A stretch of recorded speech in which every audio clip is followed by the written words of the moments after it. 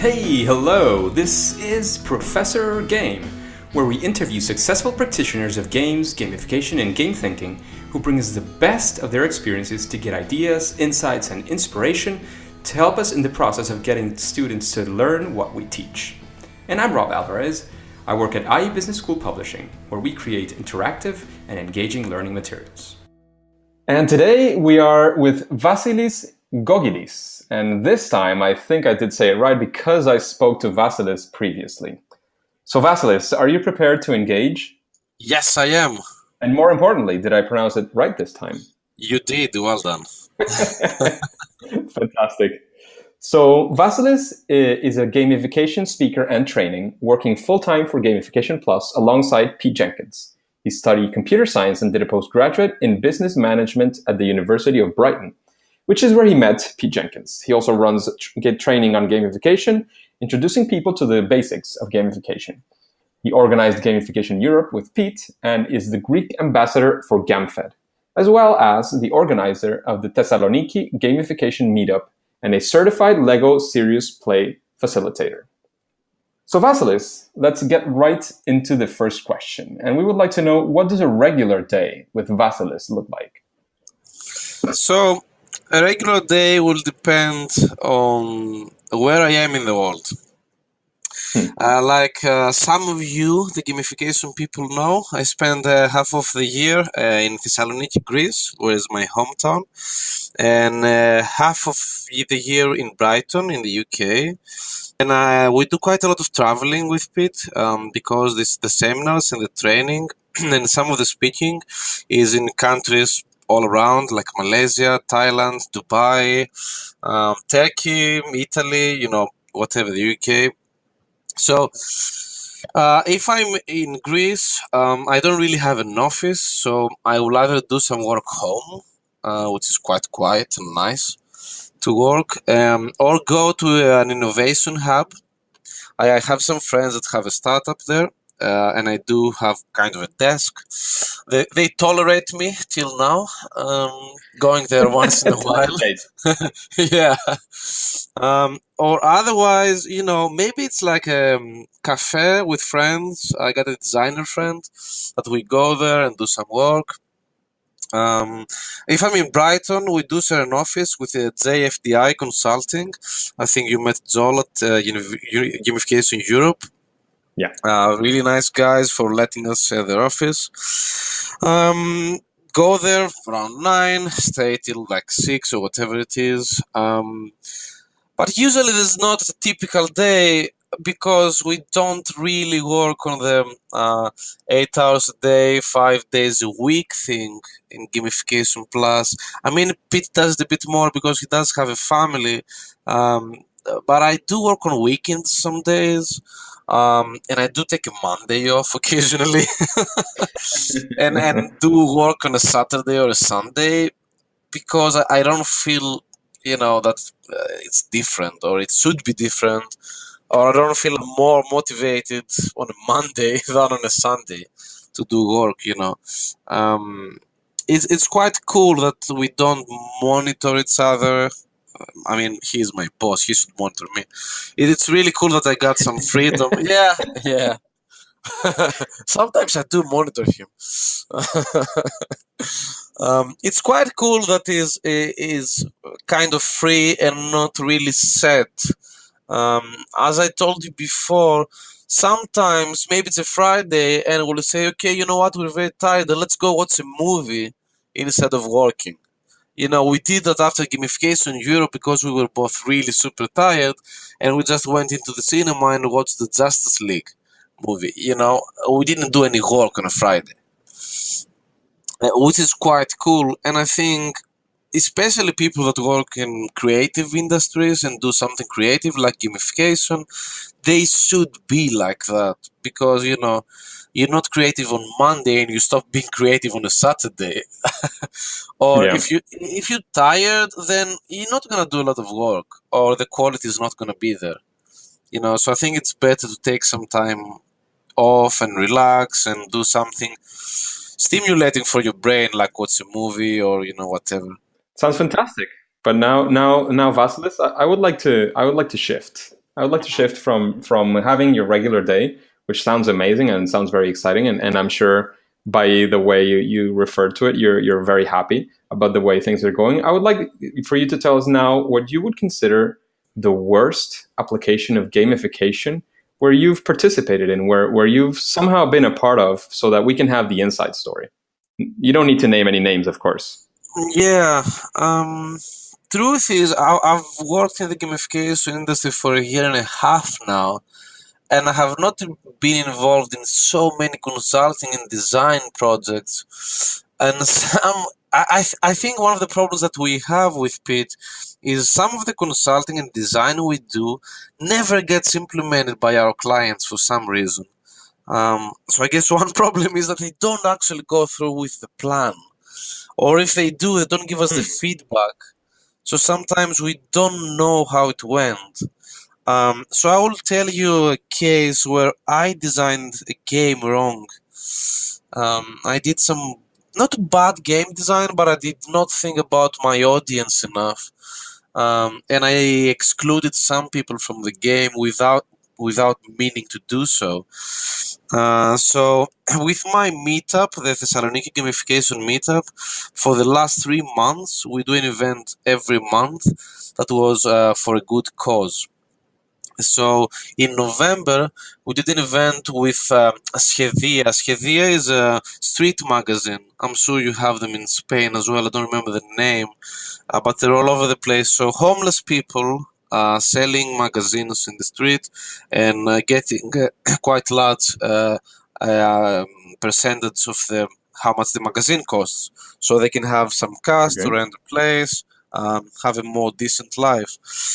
And we did an event with the street magazine in Greece. There's only one, unfortunately, where basically we designed some games to create a community and for people that are homeless and selling the magazine to engage with the people that live in Thessaloniki, and maybe you pass them by, you walk by these people and you never talk to them because you're shy or it's weird or so we wanted them to engage with the public, let's say.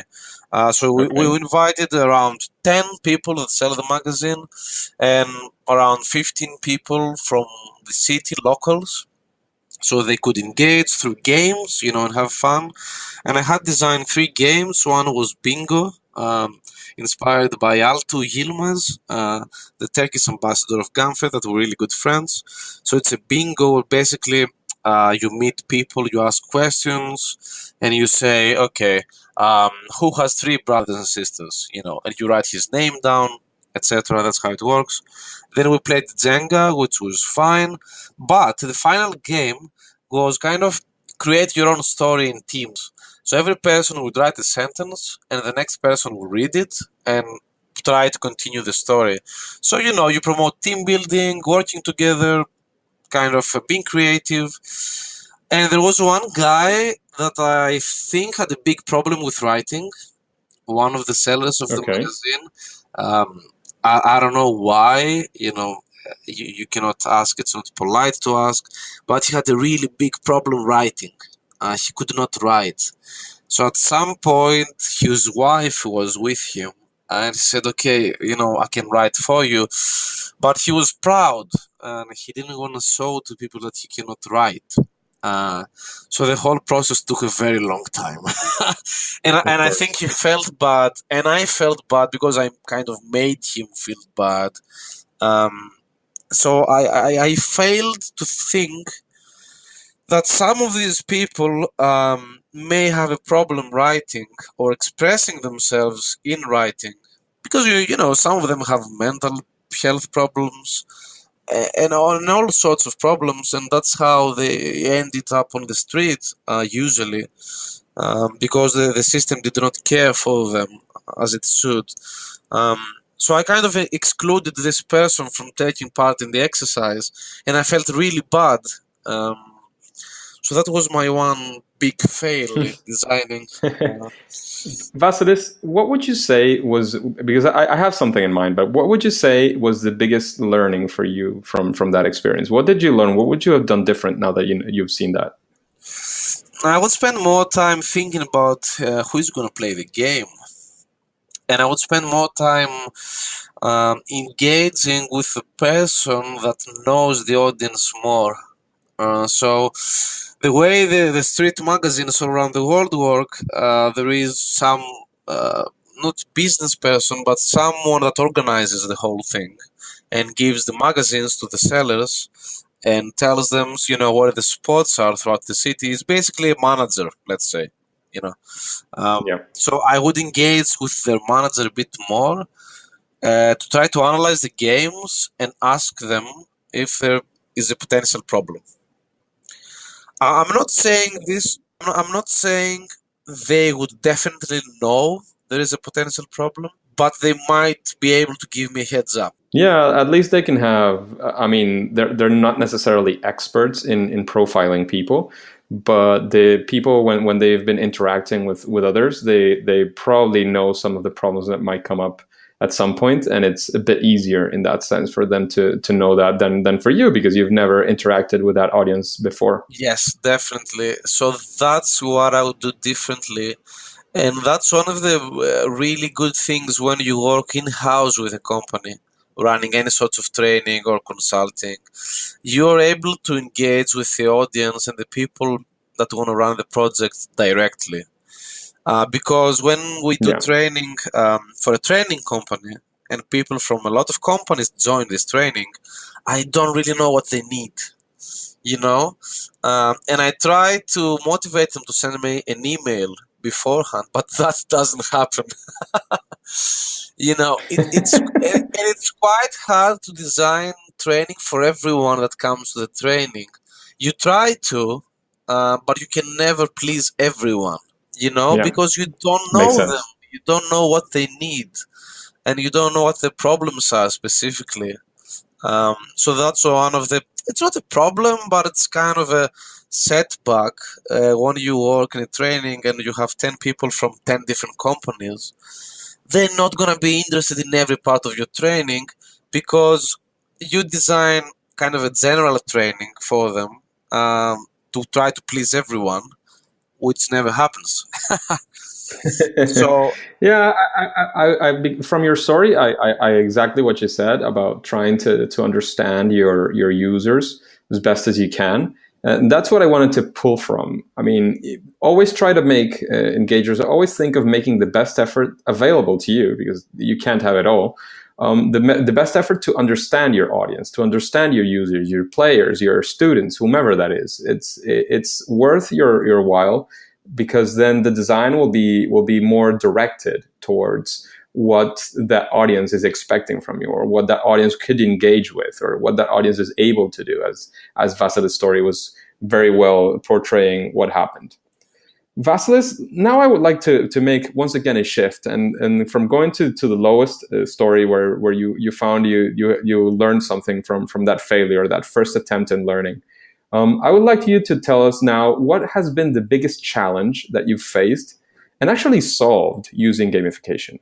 I liked what Monica said on your podcast, Monica Cornetti. I was listening to that podcast yesterday, and I like when she said, "I'm using gamification on myself as well," and because I think I do the same thing, and for the last few months, I don't even think about it. I think I did use gamification on myself to organize Gamification Europe. Um, because Gamification Europe has kind of been. Not a small challenge, I have to say. Yes, Gamification Europe has been the biggest challenge I faced till now, maybe on any level in my life. Professionally, definitely. It was a very intense process to make it happen. We had very small amount of time, very little resources. Um, and I think we were very lucky that it went as good as it did. Um, and I did use some gamification on myself to make that happen. as I told myself, like Monica said, okay, you're very stressed, it's very stressful, but hang in there, another 10 minutes, another 10 minutes, and if you're really unhappy after that, then you can stop. Or, look at the big picture. Try to imagine how exciting it will be if that whole thing comes together and it's really good and you learn a lot and people are excited about it. You know, you try to motivate yourself sometimes when the challenge is too high and when you're out of flow, because flow is a big thing for me and I really believe in that theory. So if I feel out of flow, I try to focus on the big picture and what the goal is, and try to set a challenge, a small challenges that lead up to a big challenge. I think setting small goals that lead to a big one is really the way to go when you feel something is really difficult. And that's been my problem in a lot of situations. And I think for a lot of people as well. I would take from that, Vasilis, for the engagers, the thing of facing small challenges to actually solve a big one. I think that's fundamental. If you're facing, for example, you're creating a new course from scratch, maybe you don't think about the whole course in itself. Maybe you split into 2 or 3 parts and you start designing for each of those 2 or 3 parts. Or maybe for a single session, see what it looks like. The first hour and a half that you're going to have with your students, with your learners, maybe that's the challenge you want to face first, so that you don't feel overwhelmed by a massive challenge, but instead you break it up into many small parts, which you're actually able to face by yourself. What do you think of that? What would you like the engagers to take from your story, Vasilis? That is exactly the way I've been trying to do anything in my life for a long time before I learned gamification. Because I'm someone that needs to be creative and do things like we discussed. I play music and it was really difficult to get into that, and it's really difficult to go and record your songs and like make an album, because it's something that makes you really self-aware, and it kind of puts you in a position where you face yourself, and that's always hard for everyone to do, face yourself and say, oh, what are you doing right now? What is that thing? What does it say about you? So self-awareness is always difficult to overcome when you need to be creative and when you need to teach people something. So also what I wanted to say is break things down in small parts. And I also use gamification in my training, of course. But I don't exactly gamify the whole process. I do small exercises to show them, and workshops to show people how it works, and then take them out of the experience and kind of explain it. So let's say we did an exercise where they design their avatars. They pick an avatar for the whole training, and your name is not Rob anymore. Your name is, I don't know, Sir Rob the Knight of Barcelona or something. I don't know, something. In Turkey, I was the flying kebab. Okay, that was my avatar. So they go through the experience and they really engage with it, but suddenly I stop and I tell them, did you see what happened? Where are you now? Who are you? And everyone says, I'm the flying kebab. So I try to explain gamification. Yeah, that's what it happens, because they get absorbed, they get in flow, but suddenly when you stop them and you tell them get out of flow now, they are still in flow, and they need to understand that to understand games. When I play a game and someone talks to me, I'm not listening. I'm playing the game, I'm engaged with the game. So I use gamification to explain gamification. This is the easiest and most effective way to explain gamification to someone. Actually gamify something like ice-breaking exercise. Yeah, Vasilis, I was going to ask you precisely because the next question, I think this starts going into the next question, which is, what is the process that you follow when you want to apply gamification to a situation, to a workshop, to a consulting project that you have? Is there any process that you follow? Yeah, of course. I mean, we did kind of define that process with our framework that we designed with Pete. But roughly speaking, I think the first and really important step that can take a lot of time is define the problem. Okay, in every workshop I do, and when I talk about gamification, I talk about the problem a lot because gamification is not just fun. We are trying to solve a problem, whatever that might be. And people have a hard time defining problems actually. And that is one of the sessions I run on my training, talk about problems. What is a problem? How do you define it? How does it affect your everyday life? Let's say you got people that are not engaging with your learning in your company. You have some e-learning software and people are not learning from it. you know how does that affect your company? Why do you need to change? So I try to define the problem and work around it, and what are the effects of the problem, because that's when people really realize how bad it is, or how bad it is not. I really liked what Andrzej Mazuski talked about in Gamification Europe, solutioneering. You create a problem to solve it with gamification, or whatever your methodology is. Creating problems or enlarging problems that are not that big is very common with people. Yeah, no, creating a solution where there's not a problem Yeah, is something that we have to stay away from, of course. creating a problem out of nowhere, or presenting something that is a hiccup as a problem. When I have a hiccup, it's a hiccup. I drink some water and it goes away.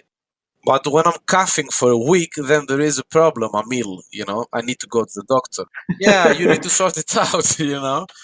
And sometimes we talk about problems with people and they say, oh, you know what? Actually, I'm not sure gamification is the right way to go, or I'm not sure this is actually our biggest problem right now. Talking about it, I realized there is this other thing that is much bigger, and gamification is a better solution. That is a better tool. So I really start with the problem and stick with it until the person on the other side of the team, the company, says, okay, that is it. We are sure about it. And we want to actually spend some energy, money, resources to solve it with gamification. Because again, you give them a solution and people go, that's not my problem anymore. That was never your problem. Yeah. Usually if you got a problem and you really know what it is, you just know what it is. If you kind of know what it is, then you get a consultant in and you say, yeah, that's my problem. But after a month, you say, oh, you know what? That was not really my problem. And you lose a lot of time, of money, and of effort. It's frustrating and it's counterproductive, for us. So I try to stick with the problem, even if it becomes irritating for some. Yeah. So I try to start with the problem, and then when I work with a company, I try to work with, if it's like an in-house project, I try to work with rewards a lot. So if they want to give some rewards to their employees for doing something, or building a reward system that is not entirely digital, then I try to work with rewards a lot, because that's another big problem. How do you keep things intrinsic? With rewards is a big problem. And we've all talked about it, and you talked about it with Monica on the podcast, and other people, I'm sure, have talked about rewards. And it's really hard to make a reward system that keeps the fun going, and people do not act just to get the reward. They actually care about the process, they care about their learning, they care about what they're doing, and not just the end game. Because most people go, well, yeah, we'll give them money, we'll give them a raise. Yeah, I mean, I always like to remind people that learning is actually fun. I mean, we always, I mean, the educational system and many of the things that we've gone through as a human species has turned learning into something that is not fun anymore. Yeah. I mean, and one of the things I always like to call out is grades. The way the grading system is set up is to have winners and losers, but not losers, the ones that can come back from that, like in games. When you lose, and you lose pretty bad, it's pretty hard to recover from that, and there's no learning involved in getting a good or a bad grade necessarily. So always remember that learning, I mean, used to be fun when you're very, very small and you're a baby. Learning everything can be fun. Anything you learn can be fun, and we can have a lot of fun learning things. So try to keep that in mind when you're designing behaviors. So Vasilis, you were talking about, you said that first you like to define very clearly what's the problem, then you go into designing the reward system, and then I talk a lot about the users, because that's another big problem that people have. They cannot really think about the users of the system. So I try to kind of talk like you could say UX designer, or what's this theory called? The human-centered design. I don't really present these ideas to them because it's a bit too much, but I try to take the principles and get them through to people. So I tell them, we are here to design something that serves the users. It doesn't serve you, because if the system does not serve the users, and if the system does not attend to their needs, then they're not going to use it for a long time. So if I have an application in my phone that is gathering some data from me, okay, fine, but what are you giving me in exchange? If that application is not very useful for me, I'm gonna delete it really quickly, really soon. And I think applications on our phones are a really good example of how some of them are not really useful in the long term. So I try to make people think, what does the user want? What will the user get away from the whole experience? And not just in terms of rewards. In terms of the experience itself, the learning, what does it mean for their journey? Because we are all on a journey. Whatever job you're doing, whatever it is, you are on a journey. And how does the system that you design, reflect that? So a lot of people think, oh yeah, they need to learn. So I need to give them videos, and I need to give them PDF files to read this case study. Yeah, okay, that is one part of the process, and of course we need to think what the goal is, but you have to think about the user. What does the user want? How does the user want the system to look like? What is the situation? I have people from banks, for example, banks, or like serious industries come to the training, and they tell me, we just need some fun in the company. It's just boring. And I just tell them, okay, if that's what you need, you should put it into your game. So make it a bit more, I don't know, outgoing or social, or like more colors, or more fun, more gamey. So really think about the users and what they need. different users need different things. I mean, people in different stages of their lives, etc. And I already told you my mistake, for example, that I did not think about the users enough. Think about the users, think the problems they're facing. How could you help them solve these problems? How could you reflect their values, maybe? Yeah, their way of learning, their way of thinking, their way of interacting. And then the other thing is playtest. Playtest as much as you can, and build a small system as a starting point, because people go and try to build really complicated things, and I'm like, no, why would you do that? Make something small, make sure it works, and then expand, and play test along the way as much as possible to make sure everything is working. That's something that we have to learn from games, and the best experiences from actual video games and game studios. One of the main things, and I've heard always Amy Jo Kim talking about that, is the fundamental part of testing what you're doing, and making sure that what you're thinking are assumptions, and to Yeah, treat them definitely. And agile development, of software is the same thing essentially. You build a prototype, you define a need, you build a prototype, very small. You get feedback, you iterate it, you do the same thing over and over again until you feel there is. until it works and it has the Yeah, whole thing. because the whole thing again goes back to the user. Even if you don't play test, then how do you know it's fun? How do you know it's useful? How do you know the game? How do you know it's even working? Yeah, how do you know? And in all the trainings I do, I make people play test and prototype, and I give them specific amounts of time to do that, like an hour or 45 minutes or whatever. I always tell them when they start, the clock is ticking. You need, And that's you it. need to come up with something that is working. So you cannot build a huge system. You have to build something that works and move on with Yeah. that. And talking about moving on, Vasilis, I would like to move on to the second part of the interview. And here I will make a challenge for the two of us so that we can keep the answers a bit more concise, more straight to the point. Because this here we want straight tips, tools, and tactics that we can use in our everyday designs and gamification. So the first question is, what would you name as a best practice in gamification? Playtest.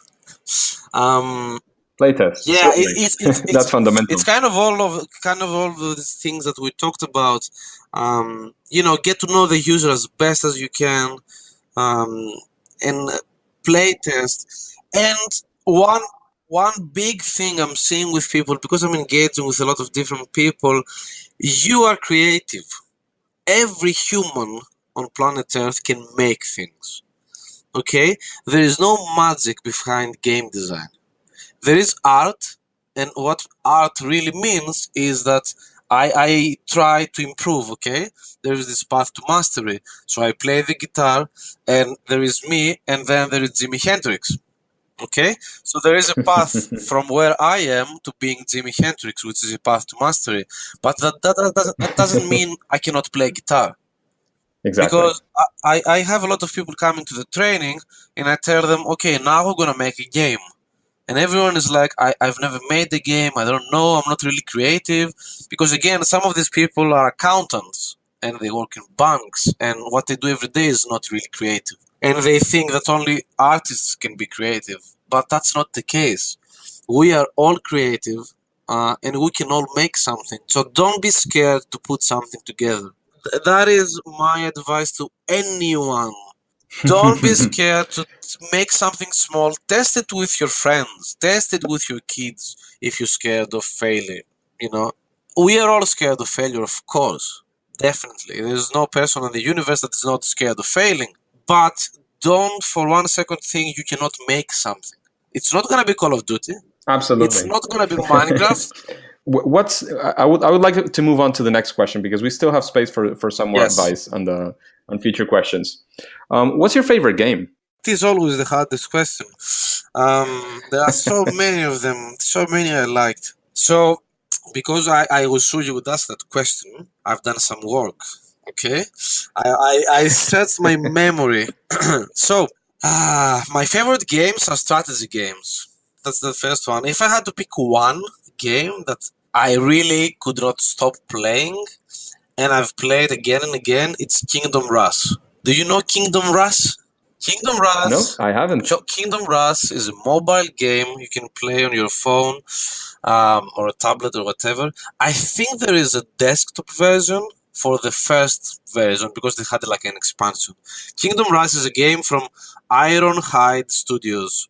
It's actually a game studio in Uruguay, a country that I don't know how the gaming industry. It's tower defense. It's a tower defense game set in a kind of medieval fantasy world, and I played it non-stop for a long time. But there are other strategy games that I've played a lot, loads of hours on. Civilization. I've found that most of the gamification designers, you named Monica Cornetti, and she openly says that she's never been a gamer, but most gamification designers, we have enjoyed games for quite a bit. Yeah, I mean, everyone can enjoy games, and I don't consider myself like a gamer guy, but I've always enjoyed games as a part of art. Really, like I enjoy painting or music. I as a hobby. Yeah, I think games are a very interactive art. Who would you like to hear interviewed in Professor Game? I would like to hear Jane McConigal being interviewed by you. It's a recurring answer for sure. Yeah,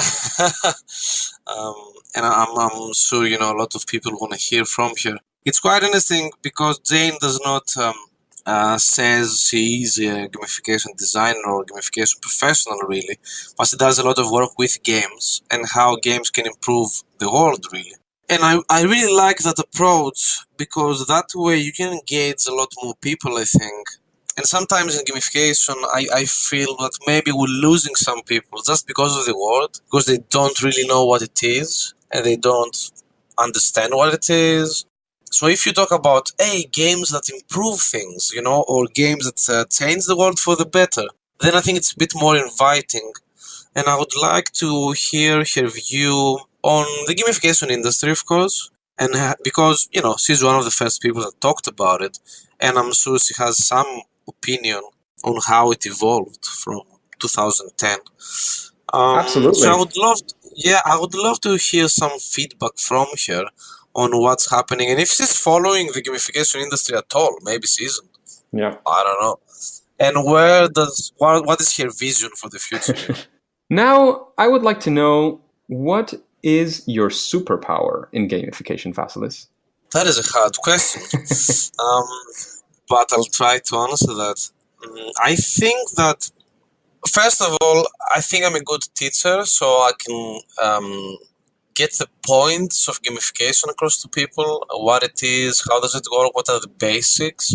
So I really enjoy talking to people about gamification and doing all the trainings. I think I'm quite good at that because I've been teaching for quite some years now. Not gamification, but other things like computer science. And my other thing is, I really like finding out what is the best user experience, and again defining the problems, as we said. So what does the user want out of the system? Because again, some people are not honest about it, so I try to press them a bit, and of course I try to be honest myself. When I try to design something, even if it's training or something else, is that useful? What is the result? I try to put myself in the place of that person using the app, being in the training. How would I feel? So I really like putting myself in the shoes of others. And that way you can teach them better, as you were saying before. I think that's the only way to improve your teaching, Yeah. There's no other way, really.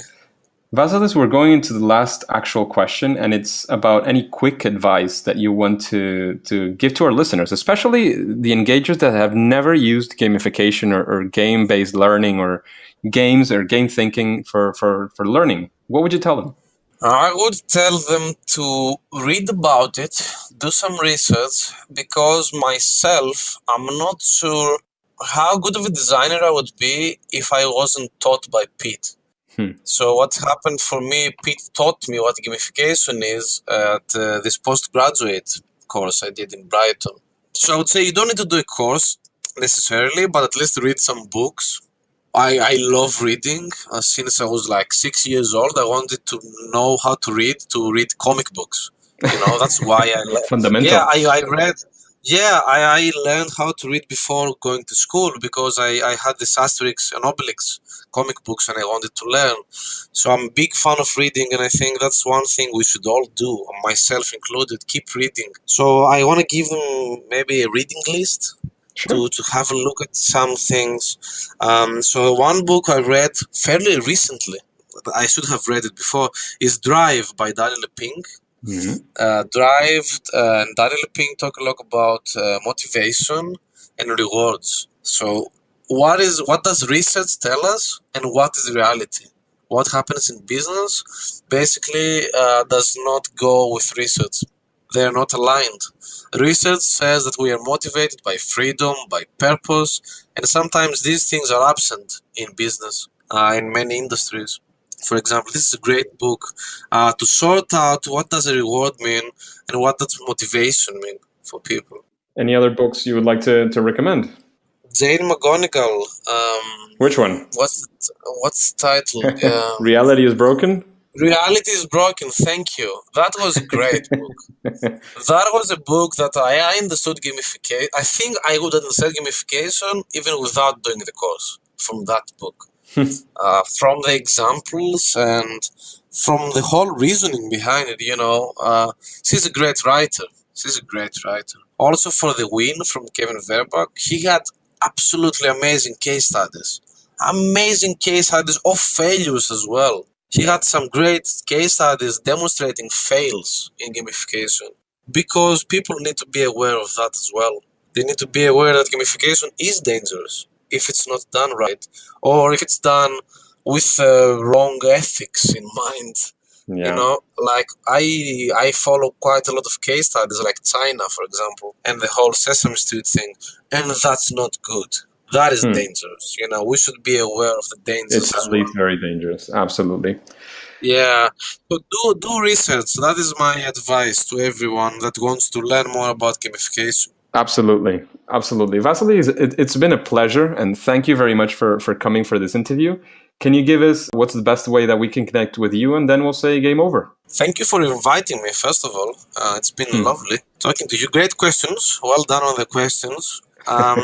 So anyone that wants to get hold of me and for some reason talk to me, I don't know why would you talk to me, but if you do want to do that, I am on all social media with my name, Vasilis Gkogkidis, which you can see on the podcast, on Twitter, LinkedIn, Facebook, YouTube. I try to stay active on social media and follow what's happening in gamification. For the proper spelling, you can find it on professorgame.com. You just type Vasilis and you'll find all the right places. Yeah. And my email, I can give you my email if you want to give to people, anyone that is interested. But any social media is perfectly fine for me.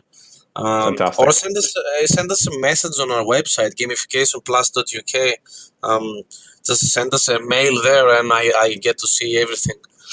Or any of the company's pages on social media as well. I get to manage them all. Hey. So the big guy in social media is Vasilis, so you know where to contact him.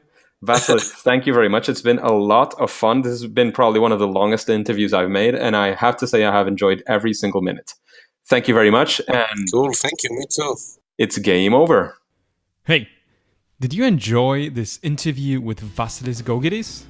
Well, then go to professorgame.com/subscribe and get started into our email list. That way we can be in contact and you will be the first to know of any opportunities that Professor Game might have for you. And before you go on to your next mission, would you like to know how Scott Hebert turned a science class into a medieval gamified classroom? Well, listen to the next episode of Professor Game. See you there!